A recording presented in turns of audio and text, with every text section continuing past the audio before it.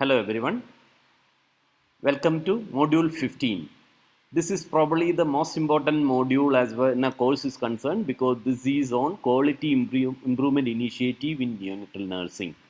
And this module is going to run for 5 days from 9th to 13th. Day 1 we will have introduction and step 1, and day 2 we will have step 2, day 3 we will have step 3, and day 4 we will have step 4, and day 5 we will have group discussion. So this module is going to occupy the whole of this week. I would request all of you to kindly uh, attend all the sessions actively. In the last 2 days, we are going to have slightly different sessions. On 14th, we are going to have a preliminary round of a quiz competition that we are planning to have. So, all of you are requested to register yourself for this. This quiz is on essential newborn care, and very well, there are cash prizes for the winners as well. We will select 6 screens. Each screen can be of one or two of you together, and 6 screens will be selected on 14th Saturday, and on 15th we have a full day live session. I would request all of you to attend the full day session from 9 o'clock to 2:30 a.m. This is the newborn summit we are having as part of the newborn week celebration in our country. So we are going to have a symposium on neonatal resuscitation, lactation management, and preterm care. In addition to the finals of our nurses quiz, which also we will be having on 15 November Sunday. Now let's come back to module 15. We have a great team to do this module for us, led by Professor Dr. Vikram Datta. May I request Professor Vikram Datta to initiate by giving an introduction about what is quality improvement initiative so that we can get along learning. Thank you. Hello friends, my name is Vikram Datta and I will be taking you through a brief journey of quality improvement and why it is relevant to all of us. In the context of a low and middle income country, the quality improvement becomes a very important tool to deliver optimal quality care to all its citizens in the framework of universal health care. So as we all know, quality improvement is something which we all should care, and why we should care for quality improvement is something which I'm going to just briefly tell you and make this course more relevant to your needs. According to a recent Lancet Global Health report, 8.6 million lives are lost each year from lack of good health care, out of which poor quality directly contributes to loss of nearly 5 million lives, and non-utilization adds up to another 3.6 million lives. We all know that from 2018 to 2020, it has been an era of universal health coverage, which got kick-started by the launching of the Sustainable Development Goals, mainly the Goal 3.1 related to direct reduction of global maternal mortality ratio, Goal 3.2, which looked at ending preventable newborn and under 5 children's death, and Goal 3.8, which urged the member nations to achieve universal health coverage. Well, in India, if you look at what we did to achieve the Sustainable Development Goal is the world's largest program, also called the PMJAY or the Pradhan Mantri Jan Arogya Yojana, a step towards making India self-reliant and achieve the universal health coverage. I would just take this narrative further and give you a small example from the IYCF guidelines. Well, we all know that we have had multiple guidelines which are present across the world literature. Now, if you look at these guidelines, we have the prevention of micronutrient deficiency diseases consensus statement from infant and young child feeding chapter of the Indian Academy of Pediatrics. Well, if I just pick up a small subsection of this recommendation, it says that for tackling iron deficiency anemia, the recommendation is that beyond 6 months, more than 90% of the iron requirement of a breastfed infant must be met by complementary foods rich in bioavailable iron. Well, we all know, according to the guidelines, that children who are more than 6 months of age should take complementary foods which are rich in bioavailable iron. But then let's look at what is the status of complementary feeding across the country. Well, if you look at the National Family Health Surveys number 1, 3, and 4, and I've just dotted it out for you to look at it, the rates of complementary feeding alone with continued breastfeeding between 6 to 9 months of age children has fallen from 55.7 to 42.7. Well, this is when the major recommendations are there for quite some time. We are aware that children need to be given complementary feeding, but what do the on-ground reality, the NFSS data tell us? Well, it tells us that these guidelines are not leading to any ground level improvement. Well, looking at other implementation guidance, we all know that various evidence-based guidelines have been present for quite some time and they've been developed by global professional bodies. But the question which I pose to you here is, do guidelines alone translate to better care? I'm sure you would have the answer to this as you move through this course. And that is exactly the reason why we put up this course, for you to understand that guidelines alone do not translate to better care. And if you look at the world literature, you'll find that guidelines along countries as developed as Italy and the United Kingdom, the compliance to the standard treatment guidelines varies from a low of 9% to a high of 37%. Well, what does it mean? It means, and it is very clear from a recent Lancet Global Health Commission report on high quality health systems, which came out in September 2018, that globally across low and middle income countries, there is less than 50% compliance to evidence-based action. So we know the guidelines are there, the knowledge is there, but when we get down to implementing that knowledge into practice, less than 50% of us can really implement those guideline-based knowledge into action.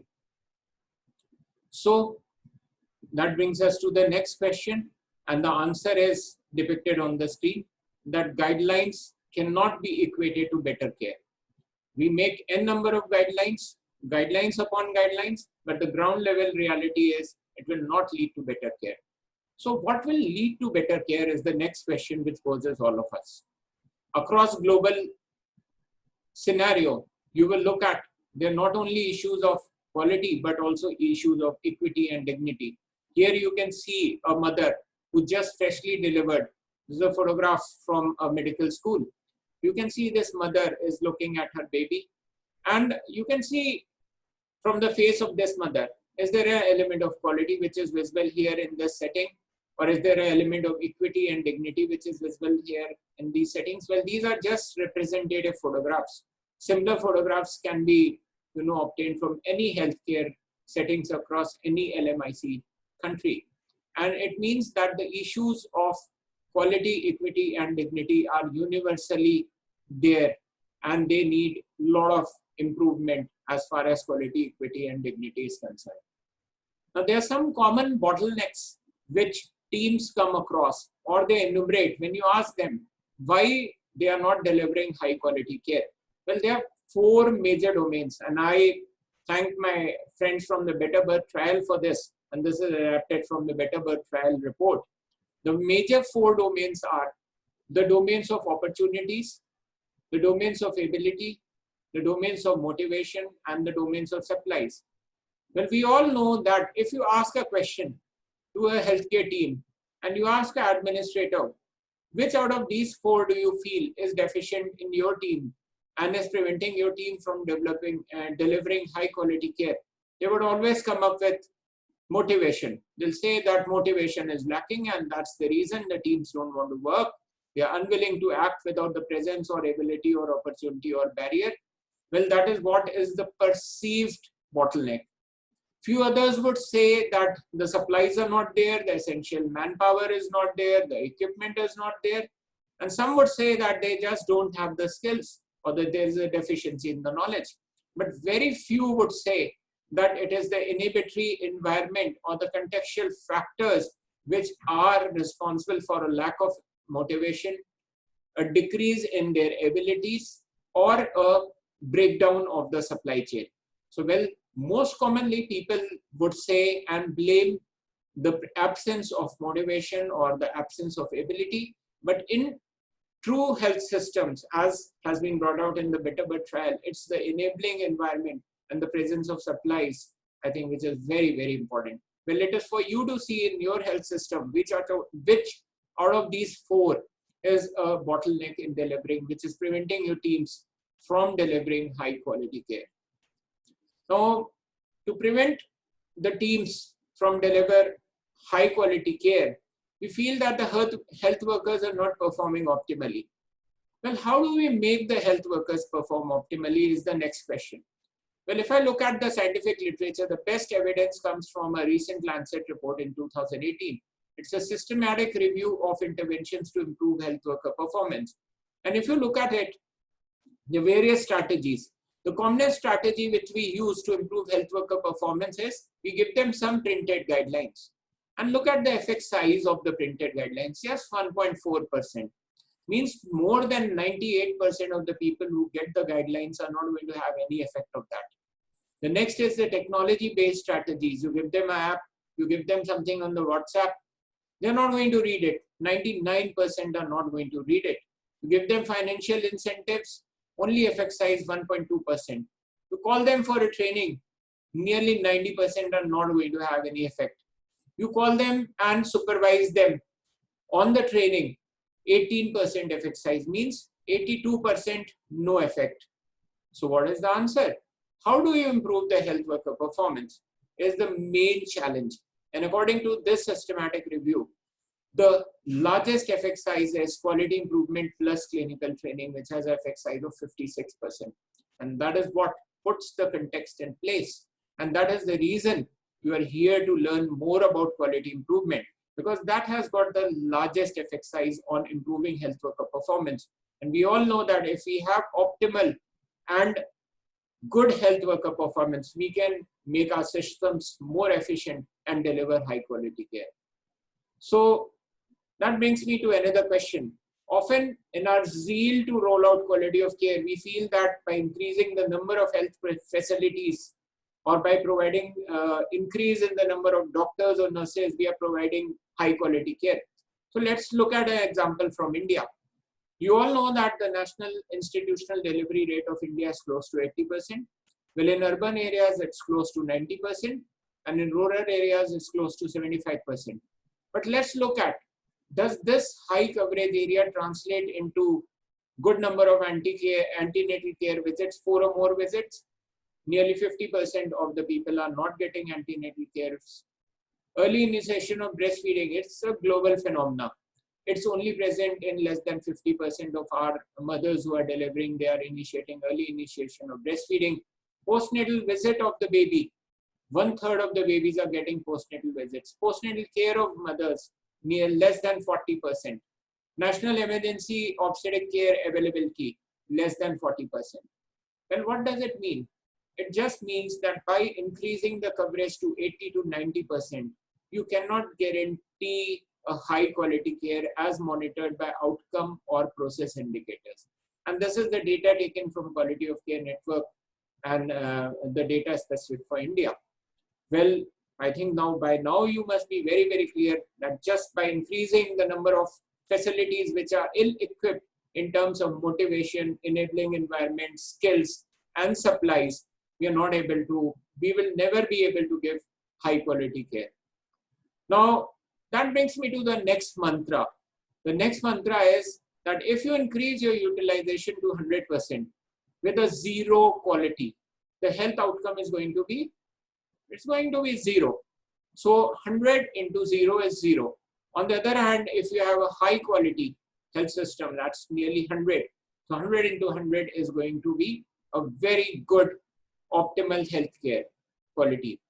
So all through the ages, people have been thinking about how to, move from evidence to implementation.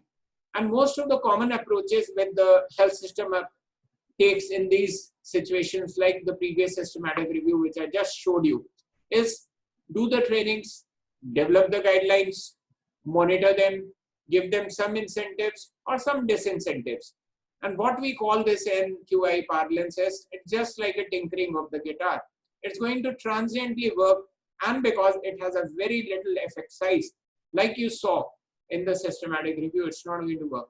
So the need of the hour is something which is causing a system change or a hardwiring, and the need of the hour is a quality improvement approach. So we will be talking more about quality improvement approach as you move through this course.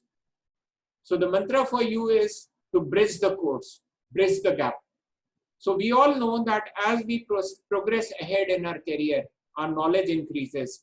But does it increase does it increase parallel to what we are doing? In other words, when we are doing something, what we have learned, is it keeping in sync with the level of our knowledge, or is that gap widening as we progress ahead in our career? So as we become more and more senior, or more and more experienced into a system, we are more experienced, but our compliance to the standard treatment guidelines, a standard recommendation goes down. It doesn't keep pace with the trajectory of the knowledge which we have attained. And this is what we call, according to IHI, this is a picture taken courtesy IHI, this is what we call the widening of the no-do gap. So basically, we should try and identify the no-do gap in our teams and try and bridge this no-do gap. So the main challenge for all of us is to ensure compliance to the current best practices at the point of the care. And this is the reason why we are strongly advocating for a QI approach. There are lots of domains of healthcare quality. I'm not going to be going in greater details about this. My friends are going to be talking later into the course with all of you about these. Well, the domains of healthcare quality is that the healthcare quality should be safe, it should be effective, it should have the patient at the center of the focus, it should be provided in a timely manner, reducing waste and harmful delays, it should be efficient, and it should be equitable. So these are the 6 pillars of healthcare quality. Now, why do you need quality? Is something which must be coming into your mind. Why do you need quality improvement? There are a wide spectrum of complex problems across all health systems. We uniformly have resource constraints. There is a lot of lack of ownership and empowerment into the health systems. There is a strong hierarchy into the health systems. There is a focus on external support, monitoring, and sanctions. And there is a deficient community participation. Well, in absence of all of these factors, you cannot deliver good quality.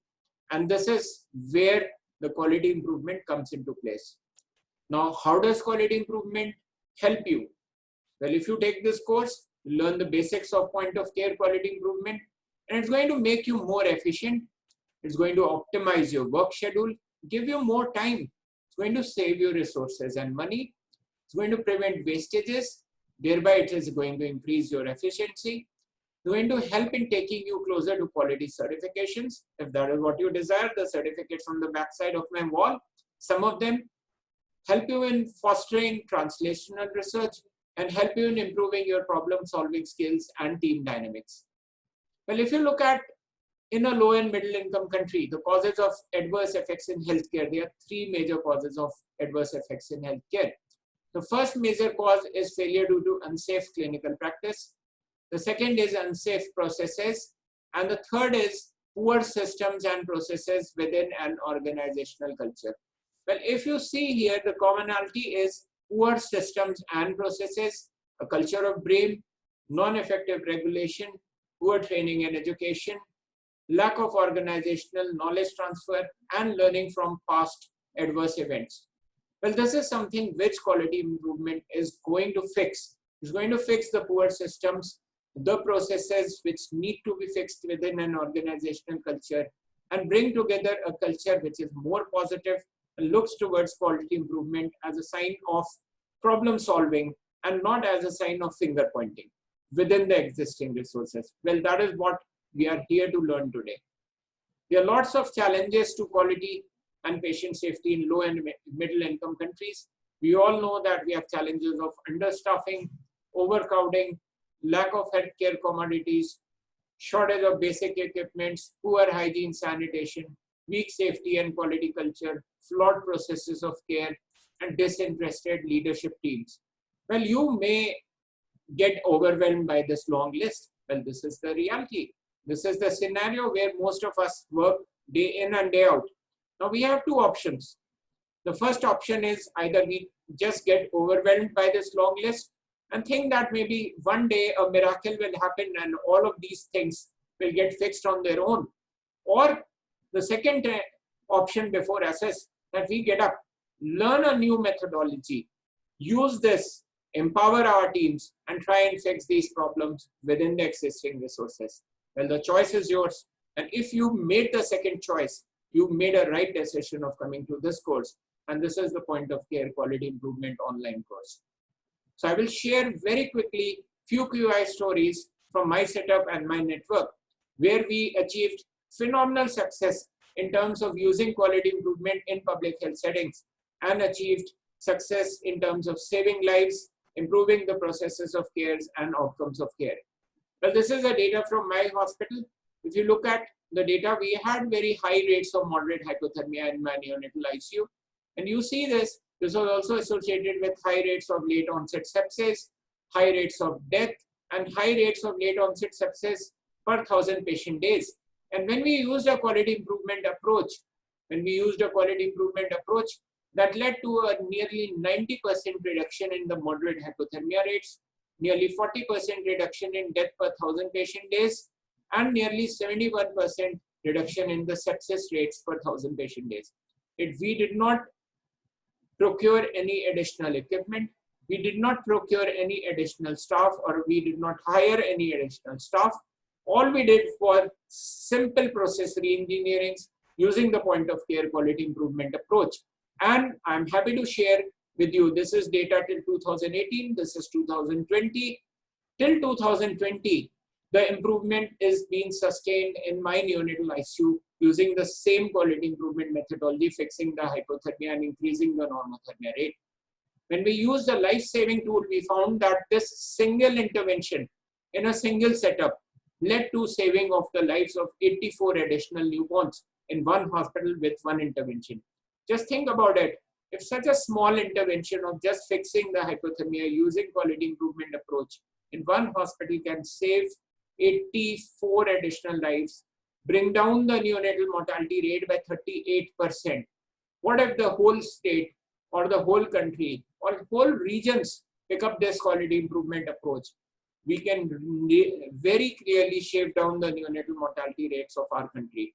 Well, these are some publications which acknowledged this quality improvement project. Some publications from the World Health Organization and the BMJ Open Quality, which you can access for greater details. Well, we also had a second project in the neonatal ICU in my neonatal ICU, where we tried to improve the developmentally supportive care practices. We all know that light, sound, pain, joint position of the baby, nesting, feeding practices, etc., have got an important bearing on the neurobehavioral outcome of the baby.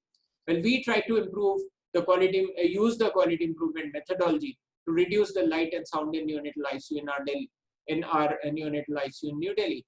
And you can see the post-intervention, there's a significant reduction in the sound levels within the existing health system and a very significant reduction in the light levels of our neonatal ICU. Well, this directly affected the neurobehavioral outcomes of our newborns, and this is in publication process. Well, similar quality improvement methodologies were tried by our team in the state of Meghalaya.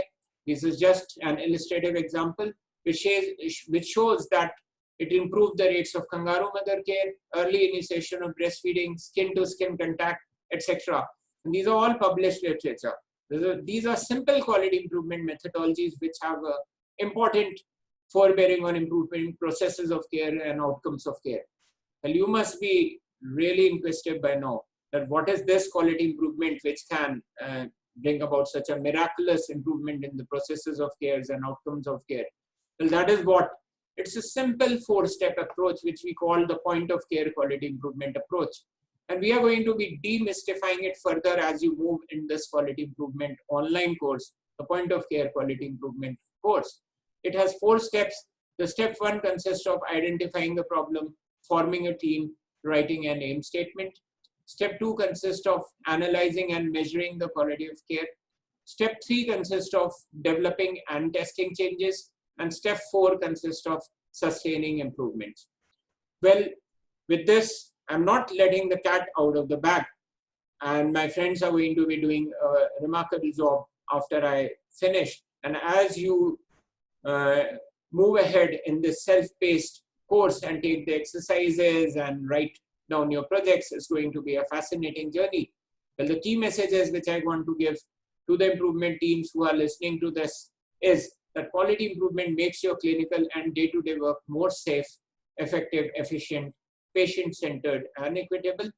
It makes you a more positive individual and equips you with excellent problem-solving skills. It helps in developing leadership and good communication skills. It helps you in aligning your organizational goals to the national and the SDG goals like we discussed previously at the start of this session. And this course is going to be taking you, like I said earlier, on a fascinating journey to discover the skills of point of care quality improvement. So I welcome you to this course. Come and join the QI movements. For more details, you could visit our website, nqocncop.org or nqocn.org. With this, I end my part of presentation with you and invite you to join the next session with my very esteemed colleague, Dr. Chaya Valvi. Dr. Chaya Valvi is from BJ Medical College, Pune, and she's a national mentor and a national coach for quality improvement in India. She's going to be taking you through the step 1 of the point of care quality improvement. Thank you so much. Happy learning.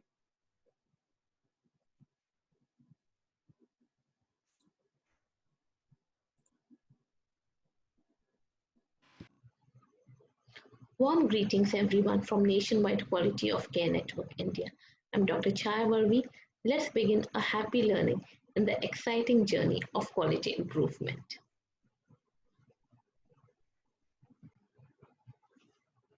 We will be working through the 4 steps of quality improvement using a hypothetical example.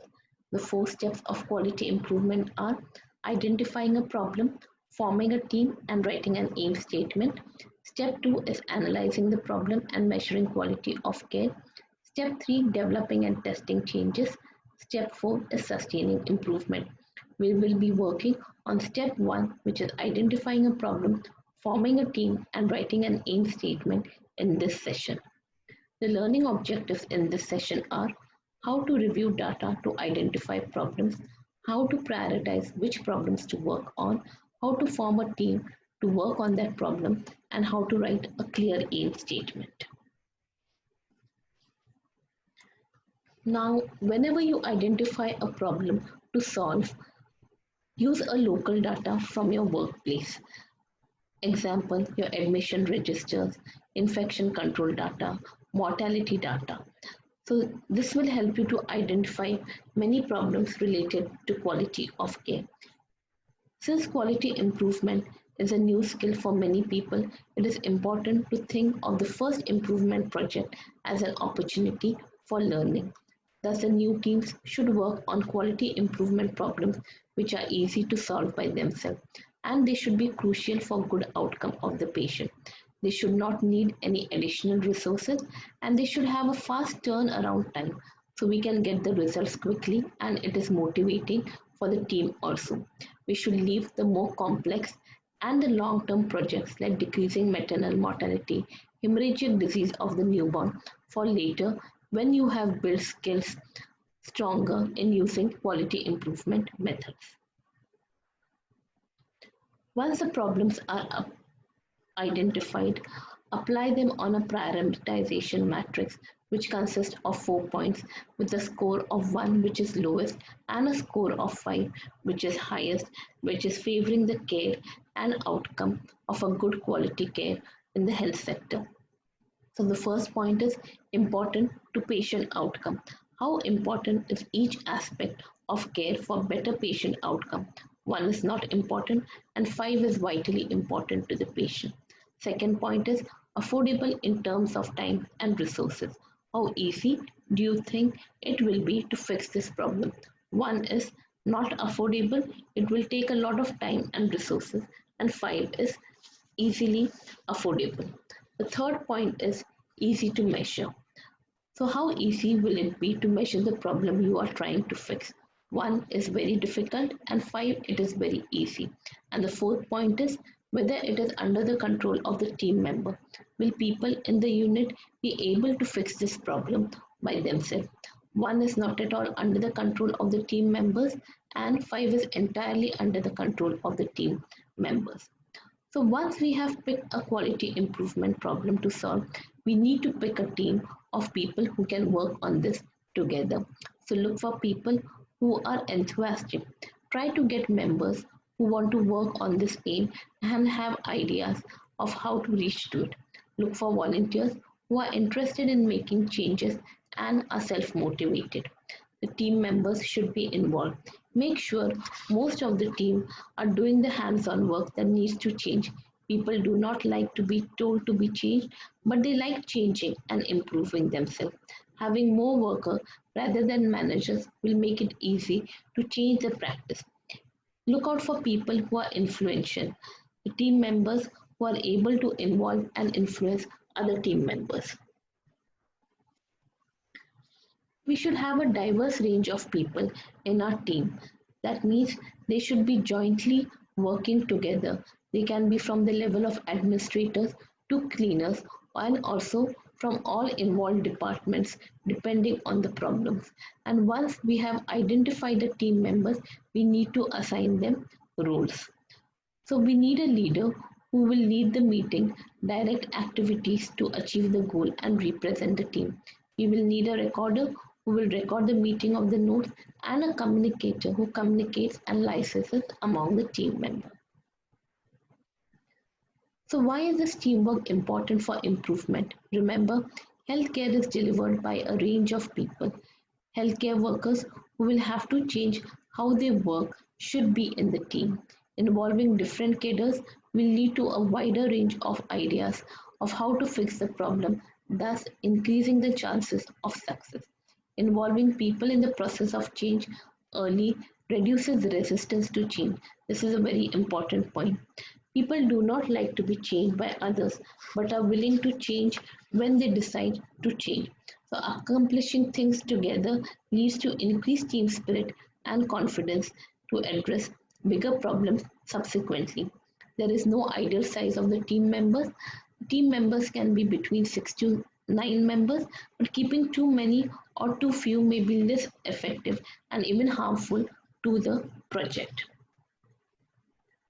So once your team is formed, we need to form a jointly and develop a precise aim statement that clearly states what needs to be achieved.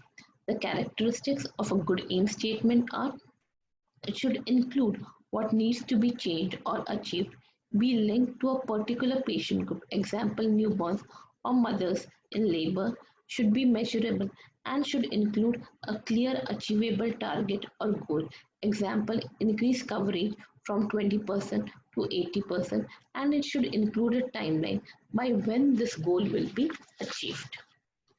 So when you develop an aim statement, just think of the word SMART: specific, measurable, achievable but challenging, relevant and recorded, and it should be timely.